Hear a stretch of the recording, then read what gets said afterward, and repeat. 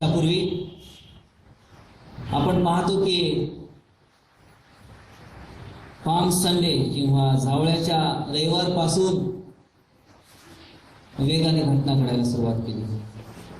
Bethany ते यरुशलेम हे 2 kilometre अंतर येशूचा जयस्थानी प्रवेश झालेला आहे आणि होसाना होसाना प्रभूच्या नावाने येणारा राजा धन्यवादित असो असं आपण जावळ्याच्या रविवारी त्याचा जय जयकार केला। 2000 वर्षापूर्वी देखील असाच त्याचा जय जयकार करण्यात आला होता।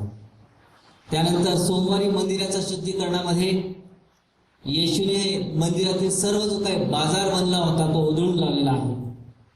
मंगळवारी येशूचा शास्त्री आणि परुषांच्या बरोबर वादविवाद झालेला आहे आणि प्रभूने दाखले दिलेले आहेत। बुधवारी लाजरसच्या घरी येशूला मरियेने तैलाभ्यंग केलेला आहे। गुरुवारी काल आपण पाहिलं की येशूच्या या वलांडण्याच्या भोजनामध्ये येशू ख्रिस्ताने शिष्यांचे पाय धुतलेले आहे आणि शेवटचं भोजन प्रभूने आपल्या शिष्यांच्या बरोबर घेतलेलं आहे। आणि त्यानंतर खरी सुरुवात दुःख सहनाला झालेली आहे। गेतशेमानी बागेत येशू ख्रिस्त गेलेला आहे आणि अतिशय आग्रहाने त्याने प्रार्थना केलेली आहे। इतका की तो कासावीस झालेला असताना त्याच्या घामातून रक्ताचे थेंब पडावे असा तो घाम पडत होता। गेतशेमानी बागेत रात्री साधारणपणे 1:30च्या सुमारास यहुदा आलेला आहे आणि प्रभू येशूचं चुंबन घेऊन त्याने येशूला धरून दिलेला आहे। येशूला अटक झाल्यानंतर त्याच्या 6 सुनावण्या झालेल्या आहेत। साधारणपणे मध्यरात्री 1:30 ते 3च्या सुमारास यहुदी लोकांचा जो माजी प्रमुख याजक हन्ना याच्याकडे प्रथम येशू ख्रिस्ताला नेण्यात आलेला आहे आणि त्या ठिकाणी पहिली सुनावणी त्याची झालेली आहे। पहाटे 3 ते 5च्या सुमारास दुसरी सुनावणी त्यावेळेचा जो प्रमुख याजक कैफा होता त्याच्याबरोबर आणि सनहेद्रीन सभेबरोबर त्याची सुनावणी झालेली आहे। त्याचा अपमान केला जात आहे आणि पहाटे 5 ते 6च्या सुमारास तिसरी सुनावणी झालेली आहे। सर्व यहुदी वडील, प्रमुख याजक, धर्मपंडित, सनहेद्रीन सभेतले लोक एकत्र येऊन येशू ख्रिस्ताला रोमी गव्हर्नर जो पिलात आहे त्याच्या ताब्यात देण्याची सूचना करत आहेत। शुक्रवार पहाटे 6 ते 7 चौथी सुनावणी ही पिलातासमोर होत आहे। पिलाताला हे पूर्णपणे लक्षात येते की येशू निर्दोष आहे, त्याची खात्री झालेली आहे आणि पिलात येशू ख्रिस्ताला हेरोदाकडे पाठवत आहे। सकाळी 7 ते 7:30च्या सुमारास 5वी सुनावणी। हेरोद अँटिपस हा त्यावेळेस गालिल प्रांताचा अधिकारी होता। येशूने त्या ठिकाणी त्याला काहीच उत्तर दिलेले नाही। हेरोदाने पुन्हा येशू ख्रिस्ताला पिलाताकडे पाठवलेला आणि शुक्रवारी सकाळी 7:30 ते 8:30च्या सुमारास ही 6वी सुनावणी पुन्हा पिलाताच्या समोर येते। पिलात प्रयत्न करते येशू ख्रिस्ताला सोडवण्याचा, परंतु यहुदी लोक काय ऐकायला तयार नाही। याला वधस्तंभी द्या, याला वधस्तंभी द्या असा जोर करत आहे। यहुद्यांना खुश करण्यासाठी पिलात येशूला फटक्यांची शिक्षा सुनावत आहे आणि त्याला वधस्तंभावरती खेळण्याचा हुकूम देत आहे। सकाळी 8:30 ते 9च्या सुमारास, शुक्रवारी सकाळी 8:30 ते 9च्या सुमारास रोमन शिपाई येशूला कोर्टामध्ये किंवा ज्याला प्रिटोरियम असं म्हटलेलं आहे त्या ठिकाणी नेतात। त्याची थट्टा करतात, त्याचा छळ करतात, त्याच्या डोक्यात काट्यांचा मुकुट घालतात आणि सकाळी 9 ते 12च्या दरम्यान आता येशू ख्रिस्ताला वधस्तंभावरती टांगलेलं सकाळी 9 वाजता प्रथम येशू ख्रिस्ताला वधस्तंभ वाहण्यासाठी सांगितले जात आहे. त्याच्यानंतर मोठे मोठे कुऱ्हाडी खिळे ज्याला म्हणतात ते त्याच्या हातापायामध्ये खुपसले जात आहे. आणि सकाळी 9 वाजता प्रभू येशू ख्रिस्ताला वधस्तंभावर ठेवले. 12 ते 3 एक भीषण अंधकार पडलेला आहे. भूमिकंप झालेला आहे. पवित्र स्थानातील पडदा दुभागलेला आहे. आणि दुपारी 3 वाजता येशू ख्रिस्त मरण पावले. त्याने आपला प्राण सोडला. रविवारी सकाळी येशू ख्रिस्ताचं पुनरुत्थान झालेलं आहे. या पॅशन वीक मधल्या घटनांचा हा क्रम आहे. आपण पाहिलं की रात्रीच्या वेळेस येशू ख्रिस्ताच्या सुनावण्या झालेल्या आहेत. वास्तविक पाहता रात्रीच्या वेळेला कोणत्याही गुन्हेगाराची अशा प्रकारे चौकशी होत नव्हती. पण हे सर्व काही अन्यायाने त्याच्यावरती खटला चालवत आहेत, अन्याय करत आहे. अगदी सुरुवातीपासूनच त्या चौकशांच्या मध्ये काही सत्य नाहीये, न्याय नाहीये. आणि येशू ख्रिस्त काही न बोलता त्या सर्व गोष्टींना सामोरा जातो. आणि या अशा परिस्थितीत आपण येशूचा पहिला उद्गार ऐकत आहोत. तेव्हा येशू म्हणाला, हे बापा, यांना क्षमा कर, कारण ते काय करतात हे त्यांना कळत नाही. हे बापा, यांना क्षमा कर, कारण ते काय करतात ते त्यांना कळत नाही.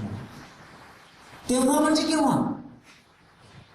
मनुष्याने येशूचं जितकं वाईट करता येईल, वाईट करावेत तितकं वाईट केलं.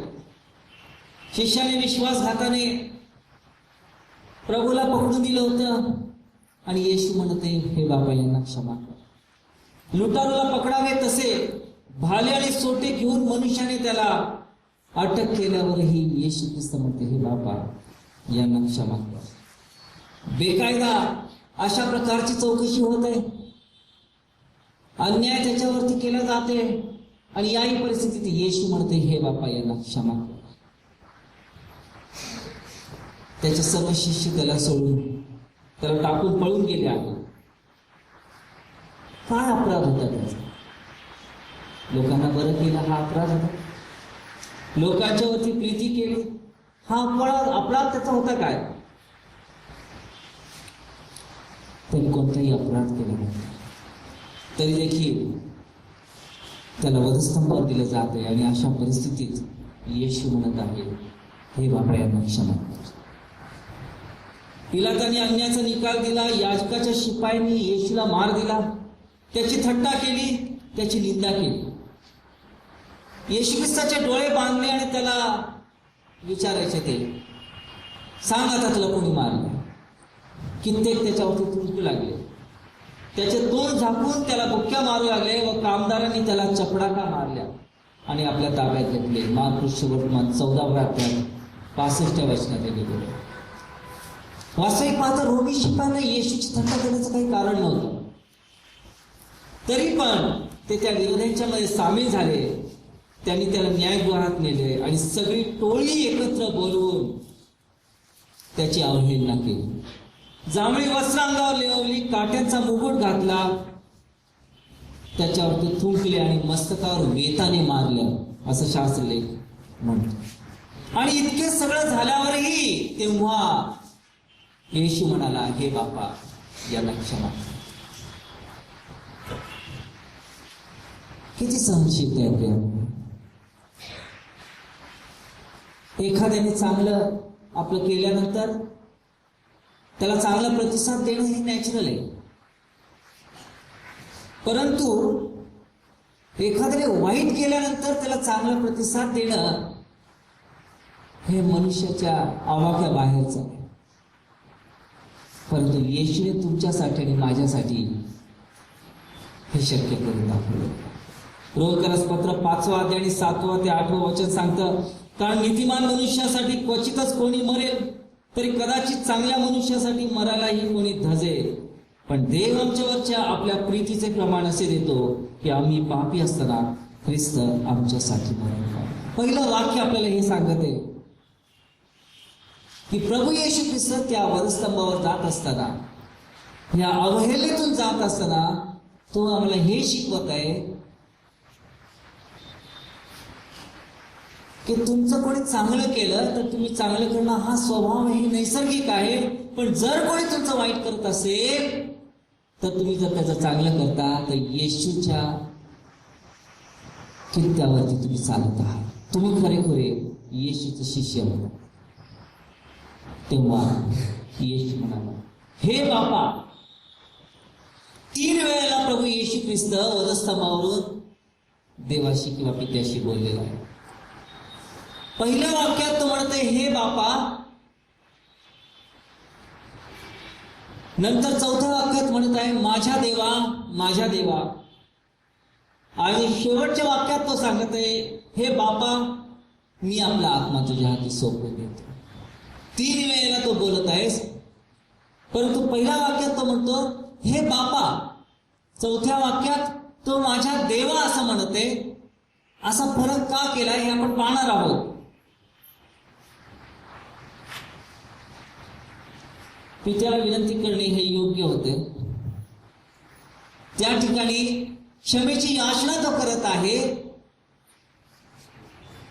देव पिता त्या ठिकाणी न्यायाधीश नाहीये, तर तो पित्याला इतरांसाठी हे मध्यस्थीची प्रार्थना करते. प्रार्थना ही पित्याजवळ केली जाते, विनंती पित्याजवळ केली जाते, न्यायाधीशाजवळ नाही. आणि म्हणून तो माझ्या देवा या ठिकाणी म्हणत नाही, तर तो पित्या म्हणत आहे. कारण हे सुवासिक हव्य म्हणजे प्रार्थनेचा धूप स्वर्गीय स्थानापर्यंत जात आहे, आणि ही मध्यस्थीची प्रार्थना पित्याकडे प्रभू येशू ख्रिस्त. तो बऱ्याच वेळेला माझा पिता आणि तुमचा पिता असा फरक करतो. कारण दैवी या त्रैक्यामधलं हे गुण आहे की पिता आणि पुत्र हे को इक्वल आहेत, को इटर्नल आहेत.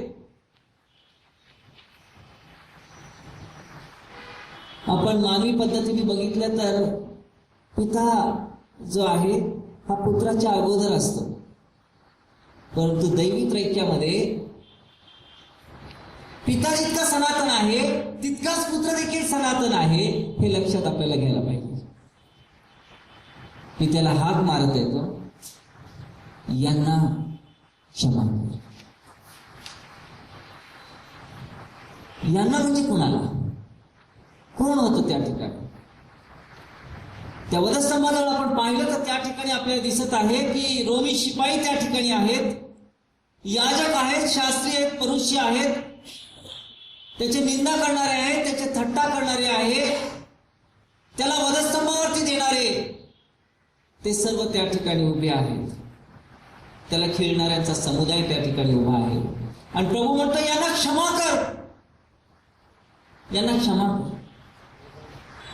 त्यांच्या जोडीला आणखीन काही लोक त्या ठिकाणी होते, जे जाणारे येणारे होते, जे बघे ज्यांना म्हणतात, जे तटस्थ होते. त्याच्यातले काही लोक वाईट मानून घेणारे होते आणि काही लोक यामध्ये आनंद करणारे होते. त्यांचा प्रत्यक्ष येशूला खेळण्यामध्ये प्रत्यक्ष त्या ठिकाणी त्यांचा हात नसला तरी काही लोक मनातून खुश होणारे होते. काही वेळेस काही गोष्ट, काही घटना घडत असेल तर काही लोक वाईटामध्ये आनंद करतात, काही लोक वाईटाबद्दल हळहळतात. आणि हा सर्व समुदाय त्या ठिकाणी त्यांच्यासाठी देखील येशू ख्रिस्त प्रार्थना करत आहे, हे बाबा, यांना क्षमा कर. त्याच्या जोडीला आणखीन एक समुदाय त्या ठिकाणी होता, ज्याला त्याचे लोक म्हणता येईल. असे त्याच्या शिष्यातील योहान, मरिया, इतर स्त्रिया आणि त्याच्या ओळखीचे असे त्याचे आप्तजन, प्रियजन, स्वकीय त्या ठिकाणी उभे आहेत. पण त्या ठिकाणी त्याच्या स्वकीयांना देखील क्षमेची गरज आहे. कारण देवाचं वचन असं सांगतं की सर्वांनी पाप केलं आहे आणि ते देवाच्या गौरवाला अंतरले आहे, उणे पडलेत, कमी पडलेले आहेत. म्हणून फक्त रोमी शिपायांनाच क्षमेची गरज होती आणि बाकीच्या त्याच्या प्रियजनांना क्षमेची गरज नव्हती असं म्हणता येणार नाही. येशू ख्रिस्त त्यांचा देखील समावेश त्या ठिकाणी करते, हे बाबा यांना क्षमा. पण प्रश्न असा आहे की क्षमा म्हणजे नेमकं काय? क्षमा हा शब्द आपण अगदी सहजतेने अनेक वेळा उच्चारतो आणि इतरांना सांगतो देखील की क्षमा करा एकमेकांना, क्षमा करायला पाहिजे. पण याचा मूळ अर्थ काय आहे? पहिला जो अर्थ आहे क्षमेचा तो म्हणजे पांघरून घालणं. कफार असा शब्द हिब्रू भाषेमध्ये वापरलेला आहे. टू कव्हर, पांघरून घालणं. हा शब्द नोहाच्या नौकेच्या वेळेला वापरला होता. नोहाच्या नौकेला आतून बाहेरून डांबराने कव्हर करा आणि त्यासाठी कफार असा शब्द वापरलेला आहे. प्रभू येशू ख्रिस्त, येशूचं रक्त तुमचं आणि माझं पाप झाकून टाकतं. कालव नावाचा एक मासा आहे असं म्हणतात की त्याच्यामध्ये जर एखादा वाळूचा कण गेला तर तो कण त्याला खुपू लागतो, त्रास देऊ लागतो.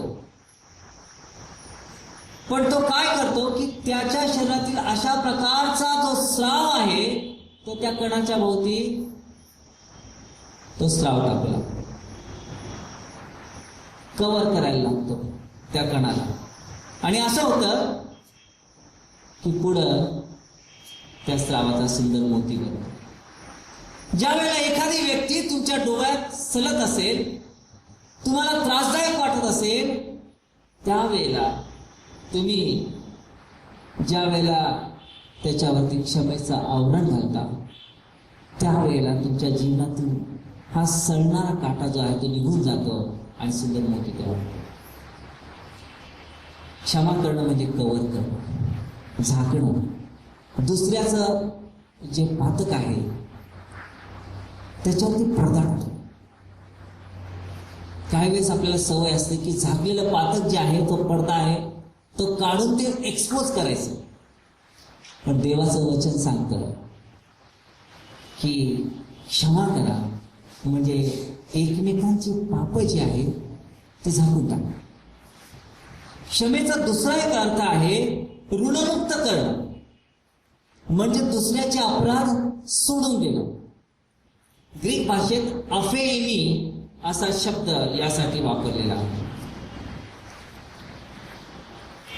पापाशी जी तुलना आहे ती जणू काही एखाद्या कर्जाशी केलेली आहे. अलिशाच्या काळात आपल्याला माहित आहे की एक विधवा स्त्री होती. तिचा नवरा देवाचा सेवक होता पण तो मरण पावला आणि तिच्यावरती कर्ज झालं आणि जो कर्जदार होता तो तिच्या दोन्ही मुलांना आता घेऊन जायला आलेला आहे. तेव्हा ती अलिशा संदेष्टाकडे येते आणि म्हणते की पहा आता मी कर्जबाजारी झालेली आहेत आणि कर्जदार माझ्या दोन्ही मुलांना घेऊन जायला आला. तिचा नवरा देवाचा सेवक होता. अलिशा म्हणतो तुझ्याकडे काय आहे? एक तेलाने भरलेलं मडकं होतं. तो म्हणतो ते तेल भांड्यात ओत,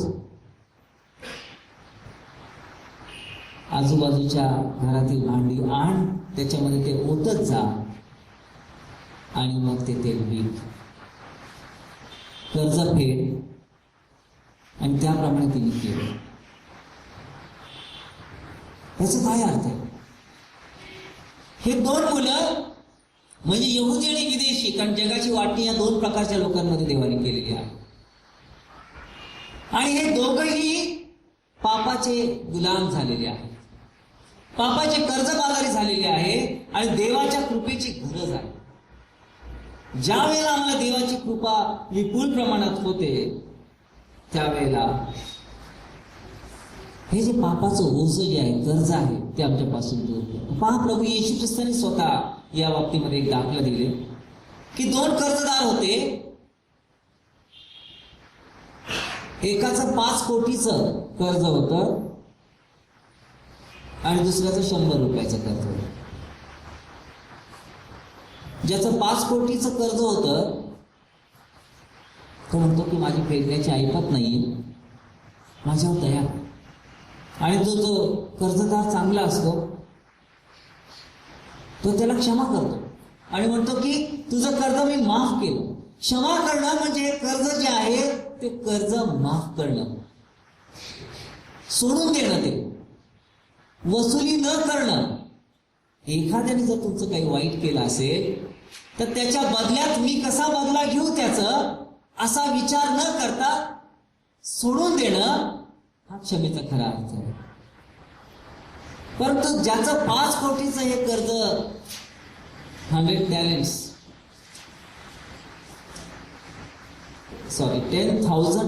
असा शब्द आहे.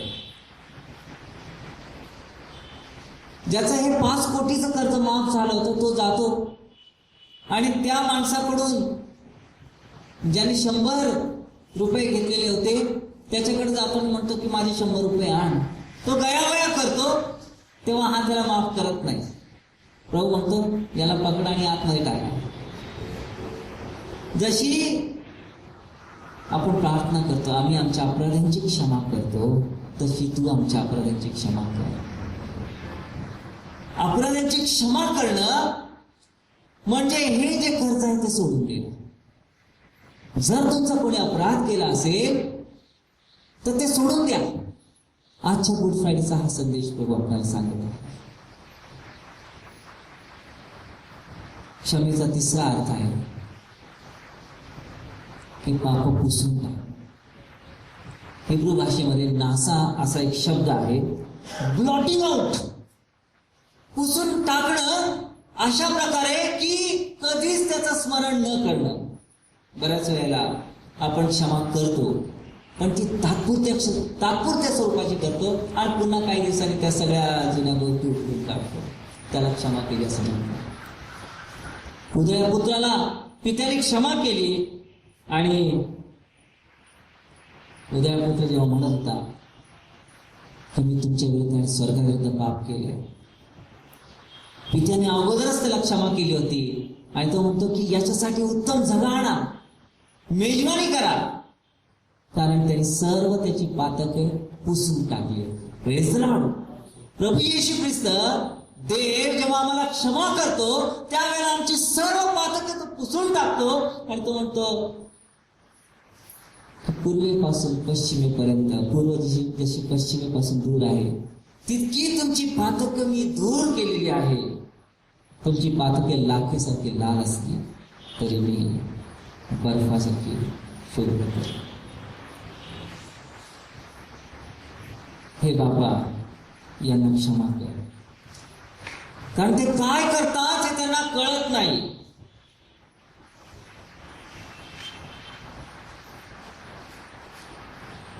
त्यांना कळत नव्हतं का ते काय करतात? त्यांना समजत होतं आपण एका निरपराध व्यक्तीला वेदना देत आहोत, मरणाचे क्लेश देत आहोत.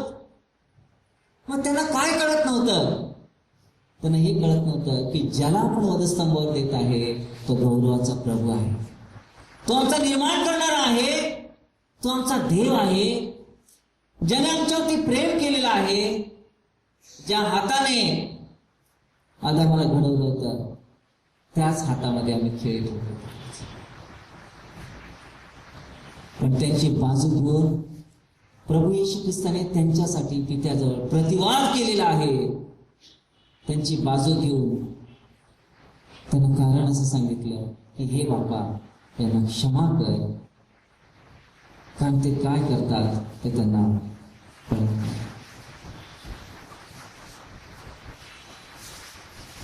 अनुवादाच्या पुस्तकात 21व्या अध्यायात एका अज्ञात रक्तपाताबद्दल वर्णन केलेलं आहे.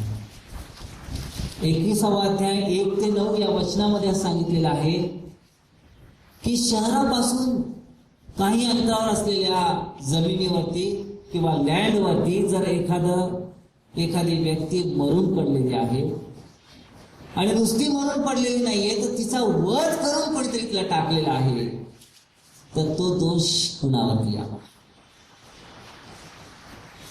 रान किंवा फील्ड ज्याला म्हटलेलं आहे, हे जगाचं दर्शन आहे.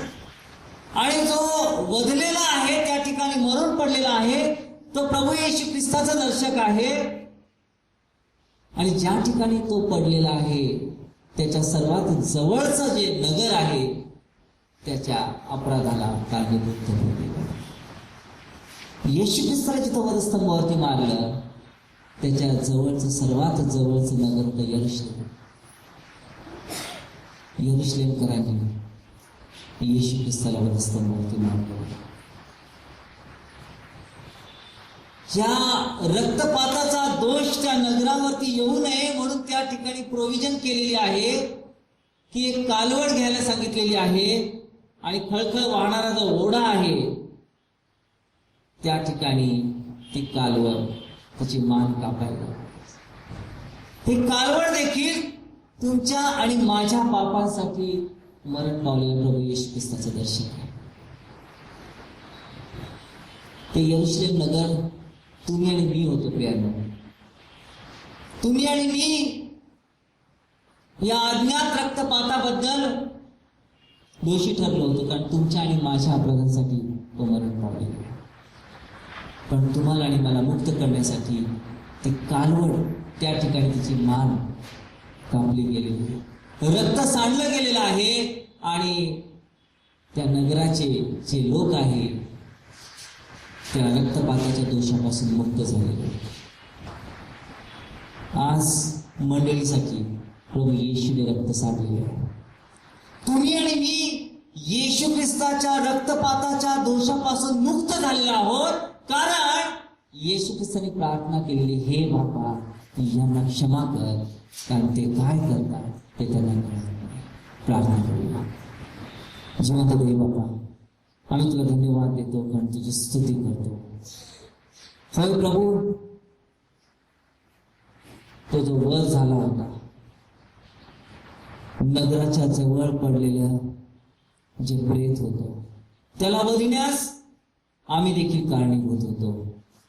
पण तू आमच्यासाठी ही जी प्रोव्हिजन केलेली आहे, तू आमच्यासाठी हा यज्ञ पशु झालेला आहे प्रभू, यासाठी की या रक्तपाताचा दोष आमच्यावरती येऊ नये.